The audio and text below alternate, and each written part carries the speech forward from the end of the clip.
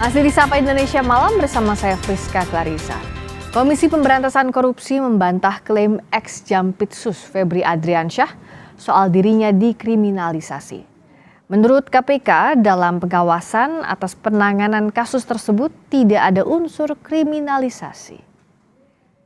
Deputi Bidang Koordinasi dan Supervisi KPK, Eli Kusumastuti membantah penetapan tersangka dan penahanan ex-Jampitsus sebagai kriminalisasi. Menurut Eli, dalam pengawasan yang sudah dilakukan, KPK tidak melihat adanya kriminalisasi. Apalagi kasus tersebut diawasi banyak pihak. Bukan hanya KPK, namun juga Kortas Tipikor Polri serta Komisi Kejaksaan RI. Kawan-kawan penyidik pasti profesional dalam melaksanakan tugasnya. Tidak mungkin kalau misalnya ya itu sudah domainnya kawan-kawan penyidik ya. Kalau selama kami dalam koordinasi perkara, kami belum tidak melihat itu. Ya, apalagi yang melakukan pengawasan kan bukan hanya dari Kedeputian Korsup KPK, tetapi juga dilakukan oleh dari rekan-rekan Kortas pun juga memonitor, kemudian dari Komisi Kejaksaan juga ikut memonitor. Usai menjalani pemeriksaan secara intensif, Febri keluar dari ruang pemeriksaan tanpa diborgol dan tidak mengenakan rompi tahanan. Sebelum ditahan, ex-Jampitsus mengatakan dirinya merasa dikriminalisasi. Kendati demikian, ex-Jampitsus menyatakan siap menghadapi proses hukum.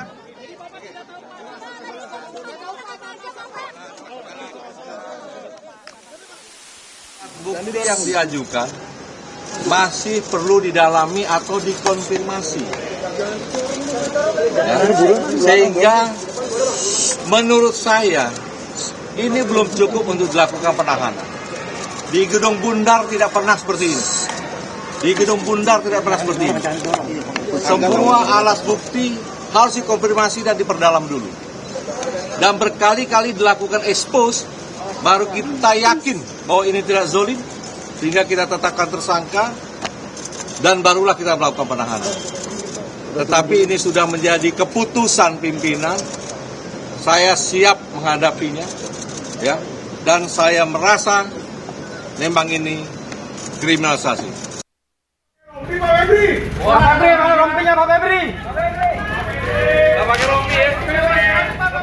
Ex-Jampitsus Febri Adriansyah menjawab santai saat ditanya mengapa dia tak menggunakan rompi tahanan saat tiba di rumah tahanan KPK usai menjalani pemeriksaan intensif di Kejaksaan Agung. Ia tidak terlihat layaknya tahanan tersangka korupsi yang biasanya menggunakan rompi dengan tangan terborgol. Jaksa Agung Muda Bidang Pengawasan Rudy Margono bilang tidak memberikan rompi tahanan dan borgol kepada Febri karena buru-buru. Kalau masalah rompi tadi mohon maaf, karena buru-buru juga udah malam ya. Terus yang kedua, modus operandi secara umum dugaan TPPU yang dilakukan oleh penyelenggara negara dalam jabatannya sebagai jaksa atau pejabat struktural selama dia menjabat mengabdikan diri di kejaksaan. Jika Febri Adriansyah bisa berjalan bebas tanpa borgol di tangan dan rompi tahanan, berbeda dengan tersangka lain di kasus korupsi yang sama yang sudah ditahan lebih dulu, Don Rito. Don Rito saat itu keluar dari ruang pemeriksaan Kejagung dengan rompi tahanan dan tangan terborgol. Pengajar Sekolah Tinggi Hukum Jentera Bivitri Susanti menilai konteks politis tak bisa dilepaskan dari keputusan untuk membiarkan Febri tak mengenakan rompi dan borgol. Sebab bagaimanapun Febri pernah menjadi sosok berpengaruh di Kejaksaan Agung. Yang memang tidak tertera secara jelas dalam KUHP, maksudnya bisa diperdebatkan lah apakah harus pakai rompi orange atau tidak misalnya. Tapi saya kira kita harus melihat konteks politiknya di sini. Bahwa Febri Adriansyah ini adalah mantan Jampitsus nih, institusinya kejaksaan dan seterusnya, sehingga mencolok sekali memang ketika ada tersangka lain dalam pusaran kasus yang sama, ternyata diperlakukannya tidak secara sama. Ya lagi-lagi ini bisa diperdebatkan. Sebelumnya Jaksa Agung Muda Bidang Pengawasan Rudy Margono menegaskan bahwa Kejaksaan bakal menangani kasus dugaan korupsi dan TPPU yang menjerat Febri secara profesional dan transparan. penting perlu dicermati bahwa penyerahan dugaan kasus Exampisus diserahkan oleh penyidik justru akan memberikan kepastian hukum. Intinya kita tetap menangani secara profesional, sinergis dengan Polda, Kortas. Bahkan kemarin ada supervisi dari KPK juga, Komisi Kejaksaan. Ex-Jampitsus Febri Adriansah resmi ditetapkan sebagai tersangka dan dilakukan penahanan selama 20 hari di rutan KPK. Kejaksaan Agung berjanji menangani kasusnya secara transparan dan profesional.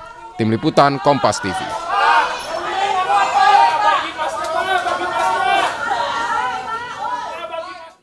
Kejaksaan Agung resmi menahan ex-Jampitsus Febri Adriansyah dalam kasus dugaan tindak pidana pencucian uang.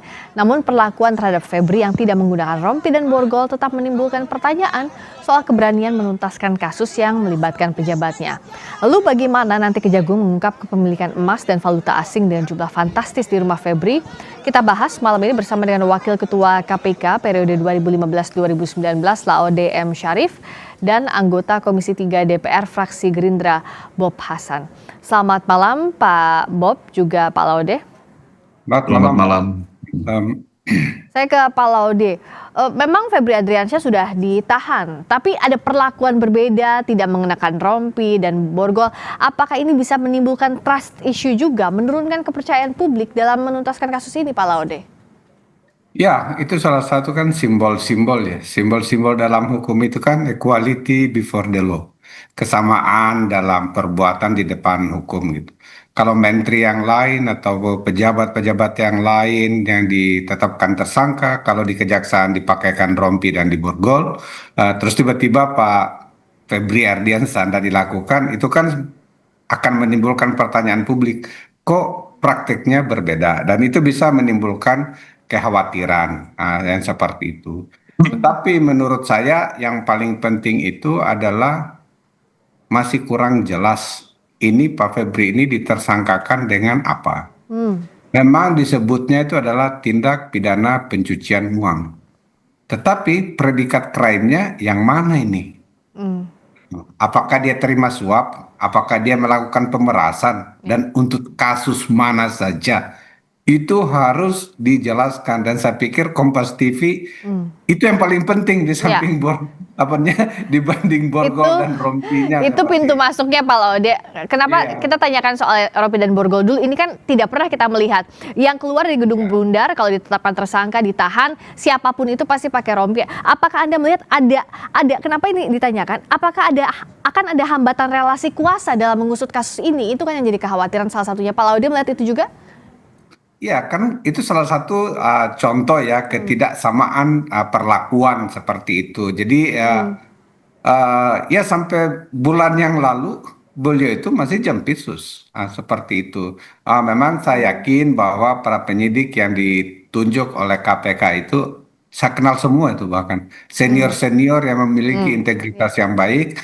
Beliau pernah bertugas di KPK semuanya kecuali 1 orang, 8 orang itu mantan KPK. Dan yang baju putih yang lewat itu Mas Yadin, itu ketika saya di KPK juga adalah jaksa kami di KPK ya, yang seperti itu. Jadi saya sangat mempercayai yang itu. Tetapi bahwa beliau Jampitsus itu pasti memiliki memiliki mungkin ada keistimewaan tertentu, dan seharusnya itu tidak boleh dilakukan.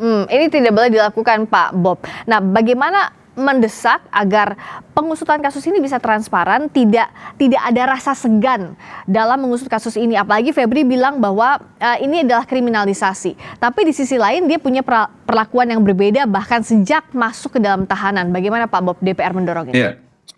Saya ingin meng-highlight terlebih dahulu tentang bahwa pada hari ini ada satu pemandangan bagi masyarakat yang baru, bahwa sekalipun itu sebagai penegak hukum tidak berarti juga memiliki satu super body atau menjadi imunitas bahwa dia tidak atau dia bebas ya melakukan segala hal.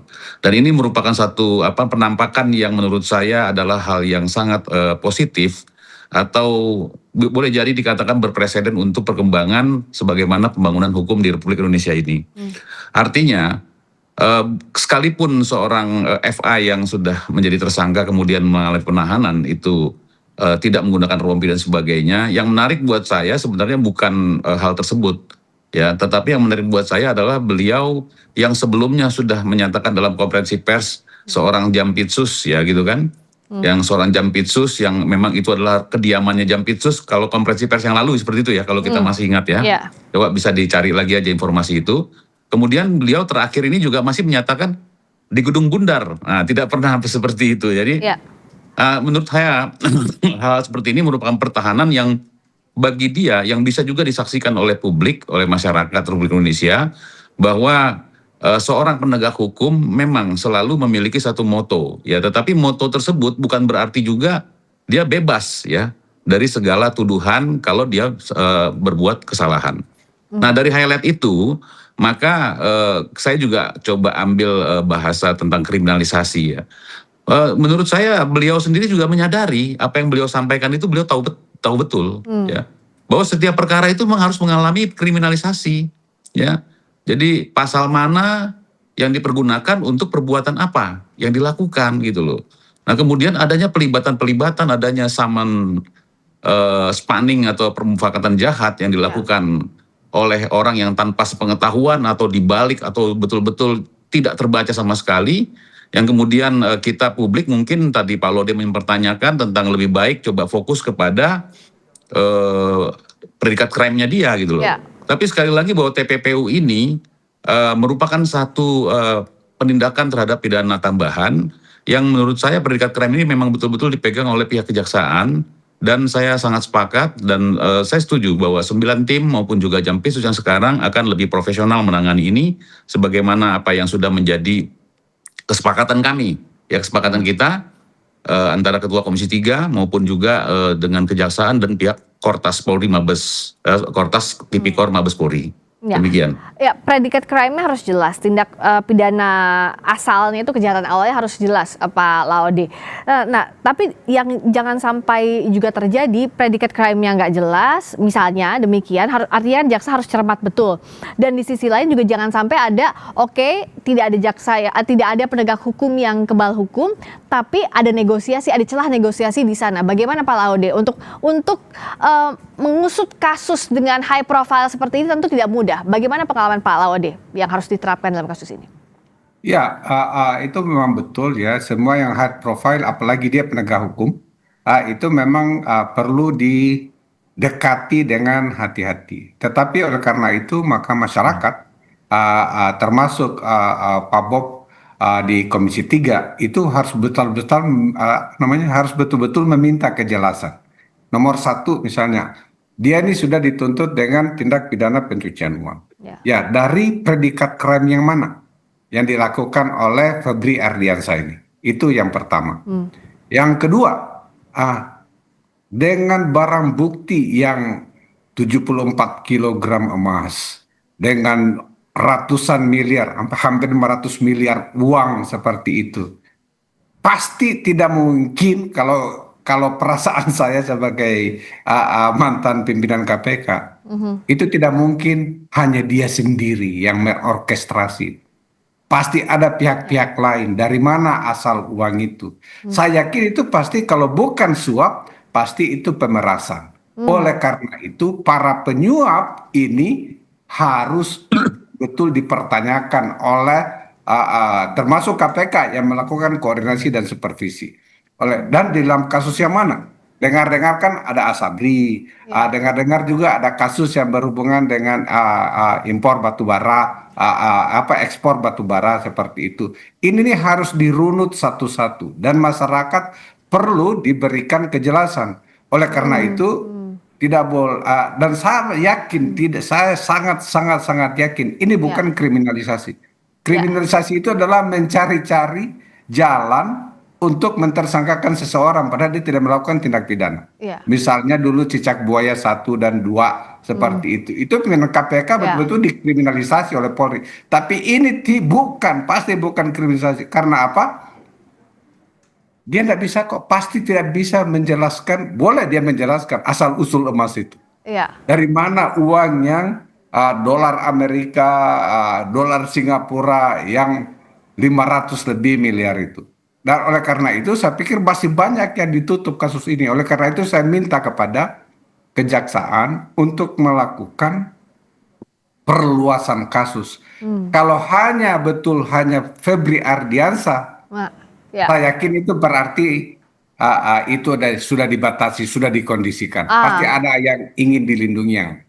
Nah, bagaimana membongkar Pak Bob agar jangan sampai ya sudah diberhentikan sampai sini, tapi diperluas kasusnya, dikembangkan kasusnya agar siapa yang memang terlibat bisa dilakukan, bisa ditangkap. Saya memulainya dari yang agak sedikit berbeda dengan Pak Laude ya.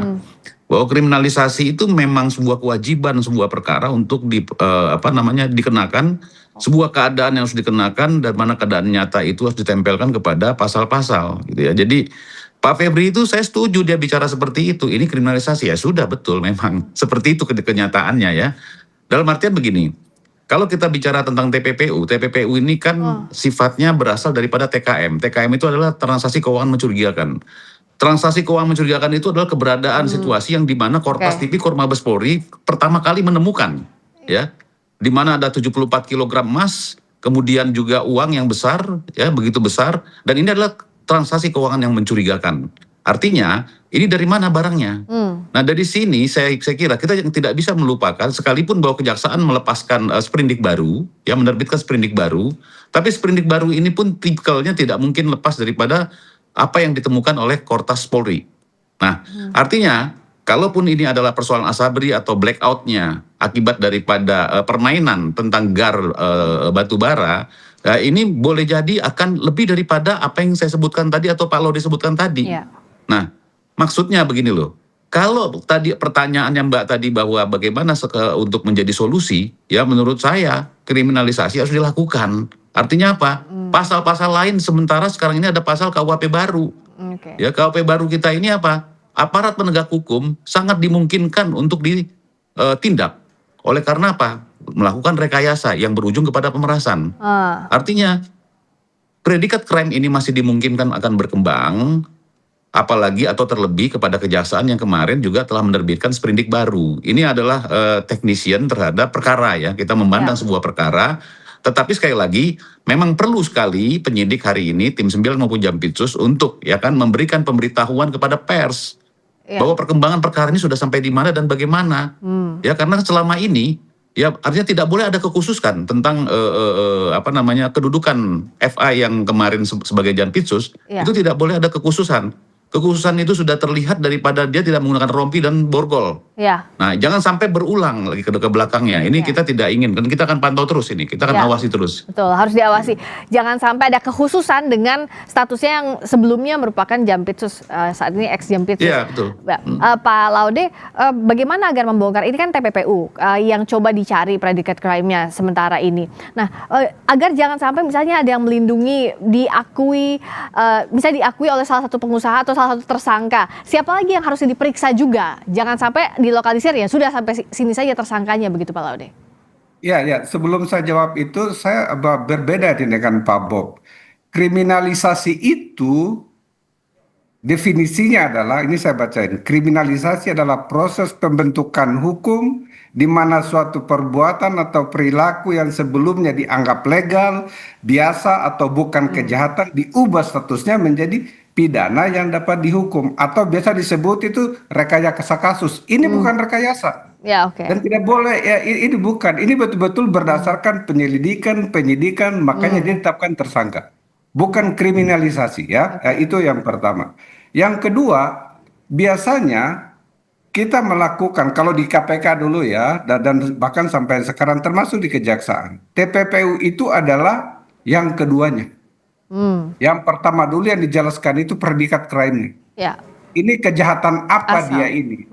Kalau dia menyembunyikan transaksi, dia mengaburkan seperti dia menyembunyikan jumlah uang itu, itulah ditelusuri dari mana uangnya, transaksinya seperti apa. Ini yang kurang jelas sekarang ini adalah ini predikat crime yang mana ini? Kejahatan asalnya yang mana ya Pak ya? Ya, dia menerima suap dari kasus Asabri, Atau yang kedua, apakah dia melakukan pemerasan dari kasus Sabri itu? Jadi itu harus jelas dulu. Habis itu kita lihat ke belakangnya TPPU. Walaupun perlu diingat catatan bahwa TPPU itu juga bisa berdiri sendiri sebagai kerang, ya. Tetapi untuk kasus ini jelas sekali nih asal usulnya kemana. Saya pikir itu yang harus didalami oleh Komisi 3 sebagai yang mengawasi. Dan kalau betul itu kriminalisasi dibenarkan oleh Komisi 3, wah ini agak berbahaya. Ya, itu, Karena ini bukan kriminalisasi. saya bisa memberikan pandangan. Singkat saja Pak Bob. Ini kan kita berbicaranya bukan tentang sikap Komisi 3 Pak Laude, ya. Anda jangan salah paham.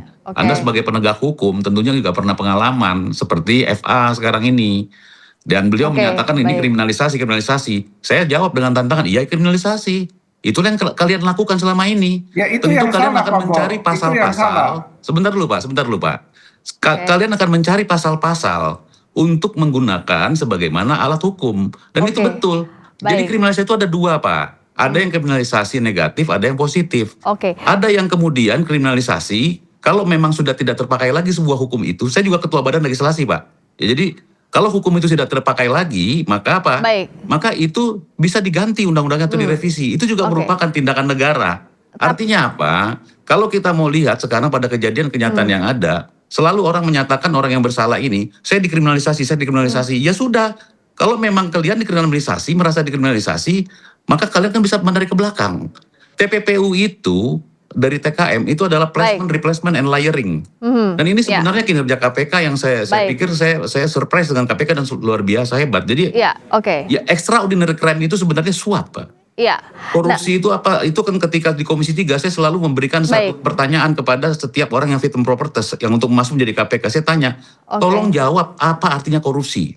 Korupsi itu pun juga adalah perbuatan yang rusak. Bagaimana yang kemudian kedepannya untuk ditempelkan dengan pasal-pasal mana yang itu merupakan sebuah kejahatan. Gitu benang merahnya. Dan itu adalah secara normatifnya adalah kriminalisasi gitu loh. Jadi Jadi agar kita sama-sama satu pikiran dalam kasus ini, yang jelas harus dimaksimalkan pasal-pasal yang dikenakan ya kepada Febri Adriansyah sebagai tersangka ex Jampitsus ini.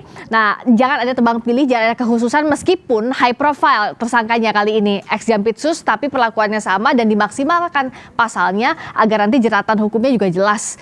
Jaksa juga harus cermat dalam hal ini, penyidik juga harus cermat dalam hal ini. Terima kasih Pak Laude. Terima kasih Pak Bob sudah hadir di Sapa Indonesia Malam. Terima kasih.